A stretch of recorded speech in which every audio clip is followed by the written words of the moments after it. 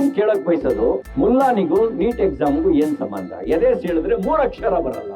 ಆತ ಬಂದು ನೀಟ್ ವಿರುದ್ಧ ಹೋರಾಟ ಅಂತೆ, ಧರ್ಮೇಂದ್ರ ಪ್ರಧಾನ್ ರಾಜೀನಾಮೆ ಕೊಡ್ಬೇಕಂತೆ, ಮೋದಿ ಹಠಾವಂತೆ. ನಾನ್ ನಿಮ್ಮನ್ ಕೇಳಕ್ ಬಯಸ್ತೇನೆ, ನಿನ್ ಎದೆ ಹೇಳಿದ್ರೆ 3 ಅಕ್ಷರ ನಿಮ್ಮ ಎದೆ ಒಳಗಡೆ ಇಲ್ಲ, ನೀನು ನೀಟ್ ಬಗ್ಗೆ ಮಾತಾಡ್ತೀಯಾ? This government will only live May 23rd. Already Congress leaders, they have fixed the time bomb. They will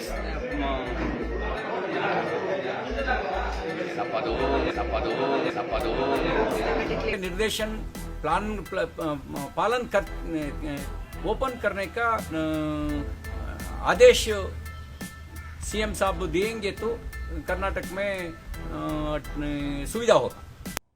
Wipro ಕಂಪನಿಯ ಮಾರ್ಕೆಟ್ ಕ್ಯಾಪಿಟಲ್ ಎಷ್ಟು ಗೊತ್ತಾ? 176 ಲಕ್ಷ ಕೋಟಿ. 176 ಲಕ್ಷ ಕೋಟಿ. ಆನ್ಯುವಲ್ ಟರ್ನ್ ಓವರ್ ಎಷ್ಟು ಗೊತ್ತಾ? 92,624 ಕೋಟಿ. ಕನಿಷ್ಠ ಹತ್ರ 1 ಲಕ್ಷ ಕೋಟಿ ರೂಪಾಯಿ ಪ್ರತಿ ತಿಂಗಳ ಟರ್ನ್ ಓವರ್. ಎದೇಶ್ ಹೇಳಿದ್ರೆ 3 ಅಕ್ಷರ ಇಲ್ವಾ? ನೀಟ್ಗೂ ಮುಲ್ಲನಿಗೆ ಏನ್ ಸಂಬಂಧ ಅಂತೀರಾ? ನಿಮ್ದೇ ಕ್ಷೇತ್ರದ 28 ವರ್ಷದ ಒಂದು ಹುಡುಗ ಒಂದು 10 ದಿನದ ಹಿಂದೆ ನಾಸಾ ಜೊತೆ ಒಂದು ಕಾಂಟ್ರಾಕ್ಟ್ ಸೈನ್ ಮಾಡ್ತಾನೆ. 1,000 ಕೋಟಿ ರೂಪಾಯಿಯ ಕಾಂಟ್ರಾಕ್ಟ್. 8ನೇ ತರಗತಿಯವರೆಗೂ ಅವನ ಕೈಯಲ್ಲಿ ಒಂದು ಸ್ಮಾರ್ಟ್ ಫೋನ್ ಇರಲ್ಲ, ಅವನ ಹಳ್ಳಿಯಲ್ಲಿ ಇಂಟರ್ನೆಟ್ ಇರಲ್ಲ. ಆ ಇದ್ರಲ್ಲಿ ಒಂದು ಫಾರ್ಮಸಿ ಅಂಗಡಿ, ಅವ್ರ ತಂದೆದು ಒಂದು ಮೆಡಿಕಲ್ ಸ್ಟೋರ್. ಆ ಮೆಡಿಕಲ್ ಸ್ಟೋರ್ ಇಟ್ಕೊಂಡು ಸಂಪಾದನೆ ಮಾಡಿ ತನ್ನ ಮಗನನ್ನ ಇಷ್ಟು ದೊಡ್ಡ ಮಟ್ಟಕ್ಕೆ ಓದಿಸಿ ಇವತ್ತು ಪ್ರಪಂಚದಲ್ಲೇ ಸ್ಪೇಸ್ ಟೆಕ್ ಕ್ಯಾಪಿಟಲ್ ಅಲ್ಲಿ ಒಂದು ಉನ್ನತ ಹೆಸರನ್ನ ಗಳಿಸಿ ಕರ್ನಾಟಕ ರಾಜ್ಯದ ಚಿಕ್ಕಮಗಳೂರಿನ ಆಲ್ದೂರ್ ಗ್ರಾಮದ ಹುಡುಗ ಇವತ್ತು ಕರ್ನಾಟಕ ರಾಜ್ಯವನ್ನು ಅಂತಾರಾಷ್ಟ್ರೀಯ ಲೆವೆಲ್ ಅಲ್ಲಿ ಯಾವ ಉನ್ನತ ಸ್ಥಾನಕ್ಕೆ ತಗೊಂಡೋಗಿದ್ದಾನೆ ಅನ್ನೋದನ್ನ ನೀವು ಮಾಧ್ಯಮದಲ್ಲಿ ಓದ್ಬೇಕು. ಆಮೇಲೆ ಹೇಳ್ಬೇಕ್ರಿ, ಇದು ಹೃದಯ ಸೀಳಿದ್ರೆ ಅದೇನೋ ಎದೆ ಸೀಳಿದ್ರೆ 3 ಅಕ್ಷರ ಇಲ್ಲ ಅನ್ನೋದನ್ನ ಆಮೇಲೆ ಹೇಳ್ಬೇಕು ನೀವು. Inshorts co founder Azhar Iqbal, ShareChat Mohalla tech founder Farid Ahsan, Toppr Zeeshan Hayat, Pixxel Awais Ahmed, E2E networks Mohammad Imran, ಇವರೆಲ್ಲ ಟೆಕ್ ಸ್ಟಾರ್ಟ್ಅಪ್ಸ್ ಇಂದ ಬೆಳೆದು ಇವತ್ತು ಎಷ್ಟು ಜನರಿಗೆ ಅವರು ಉದ್ಯೋಗವನ್ನ ಕೊಡ್ತಿದ್ದಾರೆ ಅನ್ನೋದನ್ನ ಒಂದ್ ಸ್ವಲ್ಪ ಓದ್ಬಿಟ್ಟು ಆಮೇಲೆ ಬಂದು ಹೇಳ್ಬೇಕು ನೀವು ಎದೆ ಸೀಳಿದ್ರೆ 3 ಅಕ್ಷರ ಇಲ್ಲ.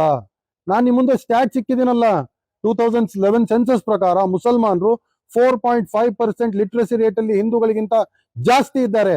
ಮತ್ತೆ ಯಾವ ಆಧಾರದ ಮೇಲೆ ಹೇಳ್ತೀರಾ? ನೀವು BA MA ಏನೋ ಓದಿದಿರಲ್ಲ, ಓದ್ಬಿಟ್ಟು ನಿಮ್ಮ ಹೆಸರನ್ನು ಡಾಕ್ಟರ್ CT ರವಿ ಅಲ್ವಾ? ಡಾಕ್ಟರ್ ಅಂತ ಇಂಜೆಕ್ಷನ್ ಕೊಡೋ ಡಾಕ್ಟರ್ ಅಲ್ಲ, ನೀವು ಯಾವ ಡಾಕ್ಟರ್ ಅಂತ ಎಲ್ರಿಗೂ ಗೊತ್ತು. ಬಟ್ ಜನರಲಿ ಹೇಳ್ತಾ ಇದ್ದೀನಿ, ನೀವು ಓದ್ಬಿಟ್ಟು ನೋಡಿ ಏನಿದೆ ಫ್ಯಾಕ್ಟ್ ಅದ್ರ ಬಗ್ಗೆ ಹೇಳ್ಬೇಕು.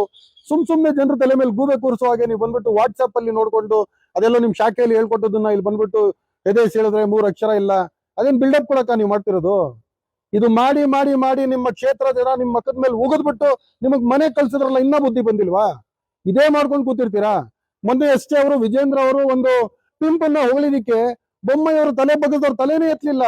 ಯಾಕೆಂದ್ರೆ ಅವ್ರು ಚೆನ್ನಾಗಿ ಗೊತ್ತು, 38 ನಿಮ್ಮ MLAಗಳು ಎಲೆಕ್ಷನ್ ವಿನ್ ಆಗಿಲ್ಲ, 13 ಜನ ಮಿನಿಸ್ಟರ್ಸ್ ಸೀಟ್ ಕಳ್ಕೋಬೇಕಾಗಿತ್ತು. ಇದೇ ಮಾಡಿ ಮಾಡಿ ಇವತ್ತಿಗೂ ಇದೇ ಮಾಡ್ತೀರಾ? ನಿಮ್ ಕ್ವಾಲಿಫಿಕೇಶನ್ ಹಿಂದೂ ಮುಸ್ಲಿಂ ಮಾಡಬೇಕು, ಮಂದಿರ್ ಮಸ್ಜಿದ್, ಹಿಂದೂಸ್ತಾನ್ ಪಾಕಿಸ್ತಾನ್, ಹಿಂದೂ ಮುಸಲ್ಮಾನ್, ಇದು ಬಿಟ್ಟು ಏನು ಮಾತಾಡಕ್ಕೆ ಆಗಲ್ವಾ ನಿಮ್ಗೆ? ರಾಜಕಾರಣ ಮಾಡ್ರಿ, ಬೇಡ ಅನ್ನಲ್ಲ, ಈ ನೀಚ ರಾಜಕಾರಣ ಮಾಡ್ಬೇಡಿ, ಇದ್ರಿಂದ ಏನೂ ಸಿಗಲ್ಲ ನಿಮ್ಗೆ, ಯಾರು ಒಪ್ಪಲ್ಲ ನಿಮ್ಮನ್ನ. ಇನ್ಮೇಲೆ ಜನ ಜಾಗೃತರಾಗಿದ್ದಾರೆ. ರಾಜ್ಯದ ಜನತೆಗೆ ತುಂಬಾ ಚೆನ್ನಾಗಿ ಅರ್ಥ ಆಗ್ತಿದೆ ಈ ನೀವು ಮಾಡ್ತಿರೋ ನೀಚ ರಾಜಕಾರಣಕ್ಕೆ. ನಿಮಗ್ ಹಿಂದೇನು ಬೆಂಬಲ ಸಿಗ್ಲಿಲ್ಲ, ಮುಂದೇನು ಸಿಗೋದಿಲ್ಲ ಅಂತ ಹೇಳಕ್ ಇಷ್ಟಪಡ್ತೀನಿ. ರಾಜಕಾರಣ ಮಾಡ್ತಿದ್ರಿ ಮಾಡ್ರಿ, ಯಾರು ಬೇಡ ಅಂದವ್ರು? ಇದರಿಂದ ಜನ ನಿಮ್ಗೆ ಓಟ್ ಕೊಡ್ತಾರೆ ಅಂತ ತಿಳ್ಕೊಂಡಿದೀರಾ? ಸೇರಿಸೋದು ಇಲ್ಲ ಜನ, ನೋಡ್ತಾ ಇರಿ.